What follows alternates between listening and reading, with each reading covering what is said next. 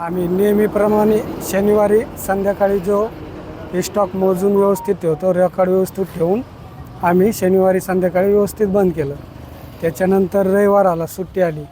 सोमवारी आल्याच्यानंतर आमचा डिलिव्हरी बॉय मुरलीधर कदम तो तिथं गेला. तिथं गेल्याच्यानंतर त्याच्या लक्षात आलं की आपल्या गोडाऊनचा दरवाजा कुलूपही नाही आणि कडीकोंडा बी नाही, तो तुटला. त्याने मला कॉल केला. मला कॉल केल्याच्या असताना मी तिथं गेलो. तिथं गेल्याच्यानंतर मला डाऊट आला. मग मी मोजपुरी पोलीस स्टेशनला फोन लावला. फोन लावल्याच्यानंतर ते पोलीसवाले तिथं आले. त्यांच्या समक्ष आम्ही आतमध्ये जाऊन स्टॉक मोजला.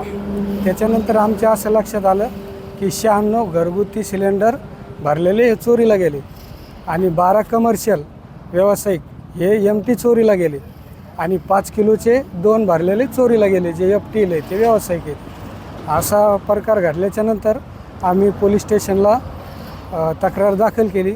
त्याच्यानंतर पोलीस स्टेशन मोजपुरी यांनी लवकरात लवकर तपास करण्यात यावा, बस एवढीच इच्छा आमची. बरं, किती रुपयांचा अंदाजे हा मुद्देमाल होता? 4.5 लाखाचा. बरं, हो. पोलिसांकडून तुम्हाला काही उत्तर आलं की असं? जो कोणी आरोपी त्याला तात्काळ पकडावे एवढीच आमची इच्छा आहे.